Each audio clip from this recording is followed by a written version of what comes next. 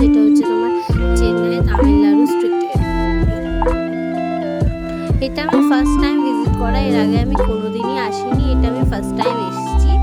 আমারও first time experience তোমাদের সাথে আমি শেয়ার করছি। আর তোমাদেরও ভিডিওটা কেমন লাগলো দেখো লাস্ট পর্যন্ত, তোমাদেরও ভীষণ ভীষণ ভালো লাগবে। এখানে দেখতেই পাচ্ছ যে কত রকমের স্ট্রাকচারগুলো আছে, স্ট্যাচুগুলো আছে।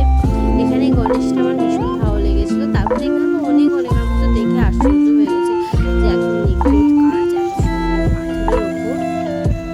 আমাদের হঠাৎ প্ল্যানিং হয়েছিল যাওয়ার জন্য, সেম ডেই আমরা প্ল্যানিং করি, সেম ডেই আমরা বেরিয়ে যাই। আমাদের এখান থেকে 1.5 ঘন্টা দূরে, আমরা এখান থেকে 1.5 ঘন্টা ট্রাভেল যাই।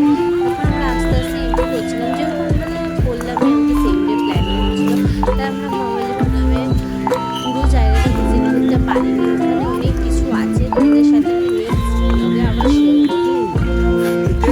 ওখানে ফার্স্টে একটা অনেক বছরের একটা মন্দির আছে, মন্দিরটাতে দেখতে নিয়ে যাচ্ছি। এখানে হচ্ছে মন্দিরটা জল অনেকটা, যেটা তোমরা দেখতে পাচ্ছ ওই যে দূরে একটা টেম্পল দেখা যাচ্ছে, ওখানে আমাদেরকে গেট এন্ট্রি করে তারপরে এখানে যেতে হবে। দেখো অনেক অনেক ফরেনার্সদেরকেও তোমরা দেখতে পারবে, যারা আদার্স কান্ট্রি থেকে আমাদের ইন্ডিয়াতে এসে আমাদের জায়গাটা ভিজিট করছে। দেখতে শুনতেও বেশ ভালোই লাগছিল, আর জায়গাটা ভীষণ সুন্দর একটা প্লেস। এখানে এসে আমার তো ভীষণ ভালো লেগেছে। এই যে আমরা মন্দিরটার পাশে এসেছি, আর এখানে এত লোকজন ফটো ক্লিক করতে ব্যস্ত যে কি বলবো, যে ভালো করে ভিডিওটা তোমাদের সাথে শেয়ার করবো সেটা নয়, সরো হয়ে যাচ্ছে। তো যাই হোক, তোমাদের সাথে তো আমি শেয়ার করবো না সেটা না। হ্যাঁ, কে কে গেছি অবশ্যই আমি, বিশু দাদা, মাম্মাম এবং আমার হাজব্যান্ড, আমরা 4 জনেই যাই ওখানে ঘুরতে। হঠাৎ প্ল্যানিং হয়।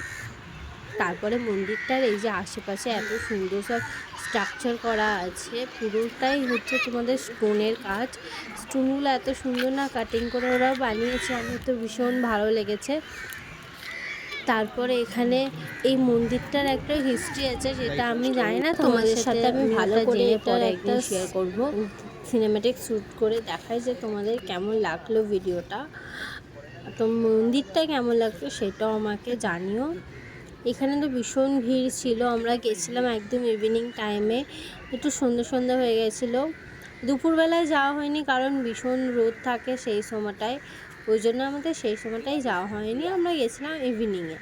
আমাদের ফিরতেও অনেক রাত হয়ে গেছিলো, প্রায় 11-12টা বেজে গেছিলো আমাদের, যেহেতু বললাম আমাদের বাড়ি ওখান থেকে 1.5 ঘন্টা দূরে আছে।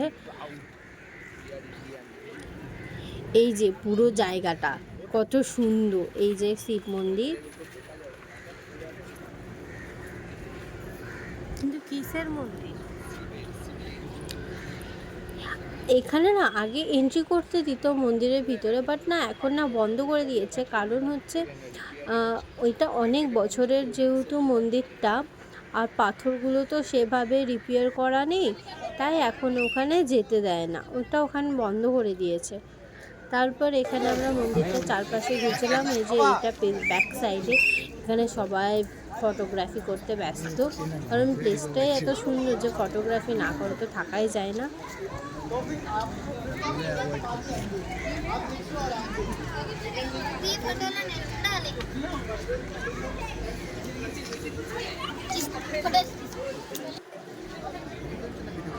আমাদের তো প্রায় টাইমটা ইভিনিং হয়ে গেছে। এখানে আমার হাজব্যান্ড বলছিলো যে চলো কিছু ফটো তুলে দিই তোমাকে, ইভিনিং হয়ে যাচ্ছে। তারপরে আমরা কিছু ফটো তুলে আমরা যাই বিচের সাইডে, পাশেই ছিল বিচ, জাস্ট 5 মিনিট ডিস্টেন্সে। তারপরে আমরা চলে যাই বিচে।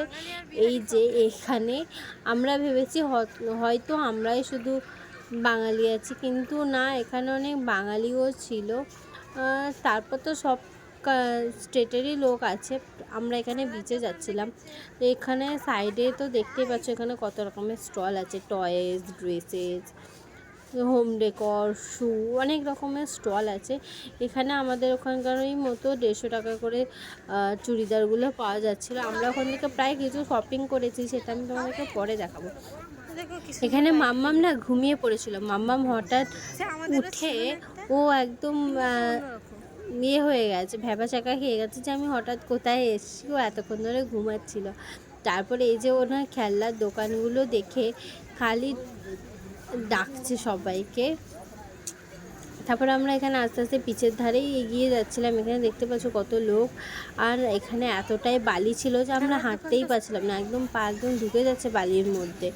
এখান থেকে আমার একটা টুপি খুব পছন্দ হয়েছিল, বাট আমাদের না, যখন আমরা পছন্দ করি ঠিক অন্যজন নিয়ে নেয়, তার জন্য আমাদের নেওয়া হলো না।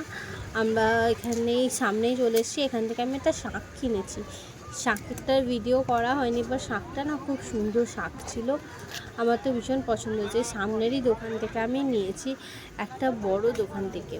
আমার শাঁখ বাজাতে খুব ভালো লাগে, আর কোথাও গেলে না আমার না শপিং না করলে যেন পোষায় না। তোমাদের কি আমাদের মতনই স্বভাব? তাহলে এটা জানিও। আমার যেন কিছু কোথাও যাব কিছু নেব না সেটা হয় না, সেটা নিতেই হবে। তারপরে আমরা চলে আসি বিচের ধারে, একদমই সামনেই চলে আসি। মাম্মাম তো চারদিকে খালি ঘুরে ঘুরে দেখছে। এখানে আমরা চলে গেছিলাম তারপরে পাপড়ি চাট খেতে। এখান থেকে আমরা কিছুটা পাপড়ি চাট নিয়েছি। নেওয়ার পর খাওয়া হয়ে যাওয়ার পরে আমরা চলে গেলাম একদম সমুদ্রের সাইডে। এই যে আমাদের সমুদ্র।